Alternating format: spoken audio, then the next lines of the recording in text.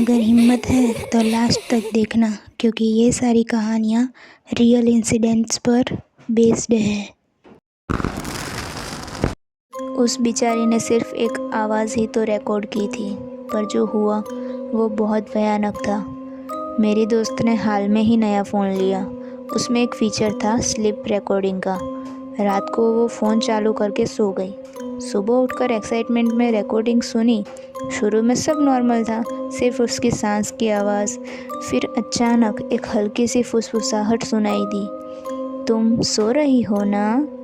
मेरी दोस्त डर गई। उसने सोचा शायद सपना होगा।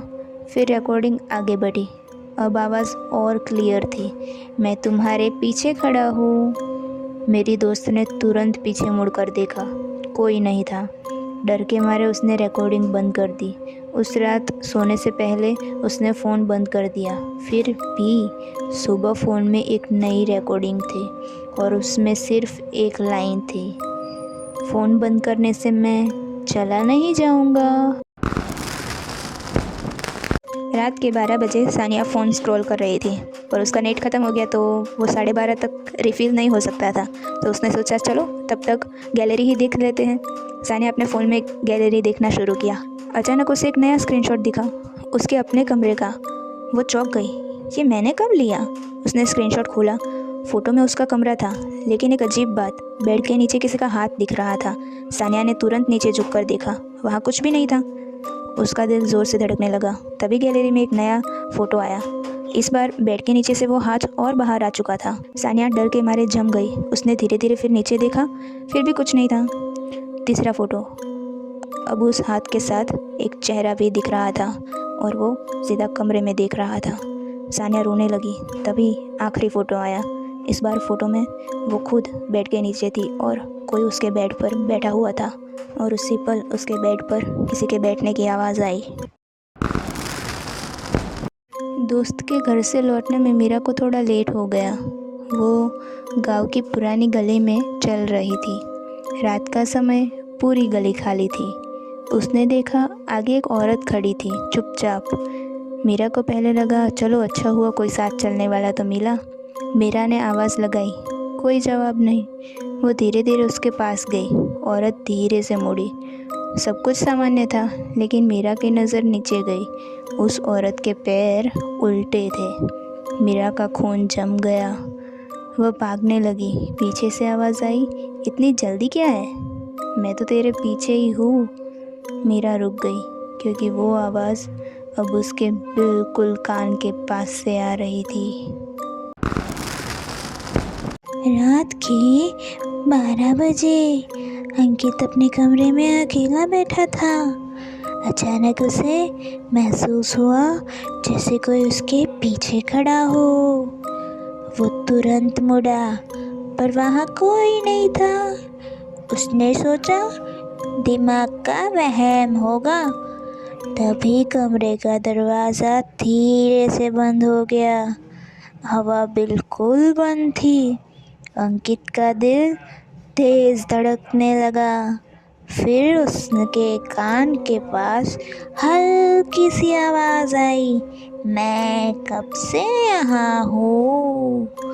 अंकित जम गया, क्योंकि इस बार उसने अपनी परछाई देखी, और उस परछाई में वो अकेला नहीं था। रात के 1:30 बज रहे थे। मैं व्हाट्सएप पर ऑनलाइन थी, लेकिन जिससे चैट कर रही थी वो 2 साल पहले मर चुकी थी।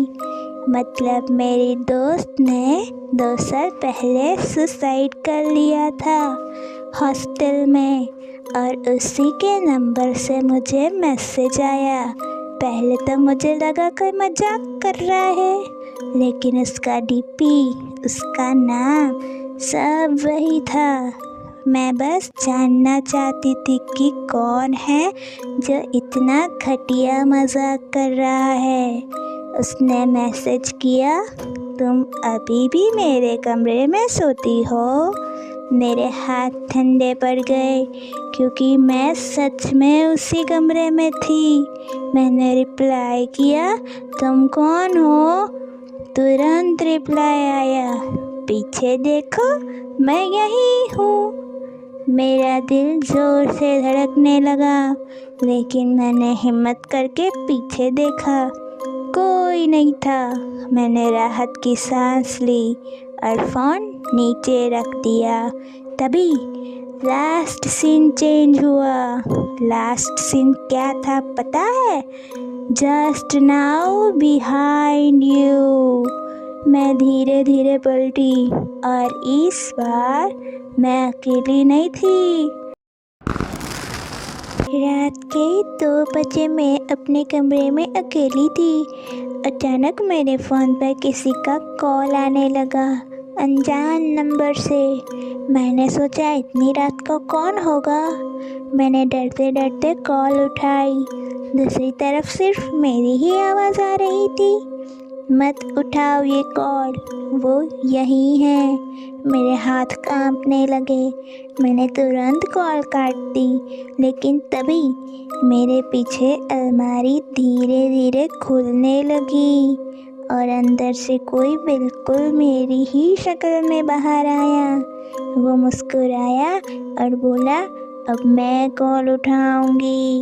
अगले दिन मेरे नंबर से मेरी ही आवाज़ में कॉल आने लगी, लेकिन मैं तो उस रात के बाद से कभी दिखी ही नहीं। रात के 2 बज रहे थे। मैंने अपने फ़ोन पर एक अनजान नंबर से मैसेज देखा। मैसेज में लिखा था, दरवाज़ा मत खोलना। मैंने उसे नज़रअंदाज किया, लगा कोई मजाक कर रहा होगा। फिर दूसरा मैसेज आया, मैं तुम्हारे घर के बाहर खड़ा हूँ, लेकिन जो दरवाज़ा खटखटाएगा वो मैं नहीं हूँ। मेरे हाथ ठंडे पड़ गए। तभी दरवाजे पर खटखट हुई। मेरी सांसें रुक गई। फ़ोन फिर वाइब्रेट हुआ, प्लीज़ मत खोलना, मैं अभी भी रास्ते में हूँ। मैंने धीरे से खिड़की से बाहर झांका, कोई नहीं था।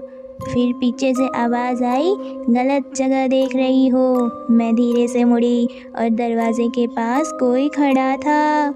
उसके हाथ में मेरा ही फ़ोन था और स्क्रीन पर वही मैसेज लिखा था, दरवाज़ा मत खोलना। अगर तुम ये कहानी रात में सुन रहे हो तो पीछे मुड़कर मत देखना। मैं और मेरे दोस्त उस पुराने खंडर में गए जिसे लोग अक्सर भूतिया हवेली कहते थे। शुरू में सब मजाक ही लग रहा था, पर जैसे ही अंदर कदम रखा ठंडी हवा चलने लगी। अचानक मेरे दोस्त ने कहा, तुमने दरवाज़ा बंद किया? मैंने पीछे देखा, दरवाज़ा अपने आप धीरे धीरे बंद हो रहा था। हम डर गए और बाहर भागने लगे, लेकिन हर रास्ता वहीं वापस ले आता था।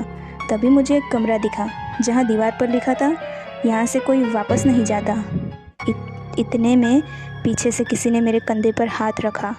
मैंने धीरे से मुड़कर देखा, वो मेरा दोस्त नहीं था, वो कुछ और था जिसकी आंखें पूरी काली थी। अगली सुबह लोग उस हवेली के बाहर आए। उन्हें बस हमारे जूते मिले और दीवार पर एक नया नाम लिखा था, अब तुम भी यहीं रहोगे।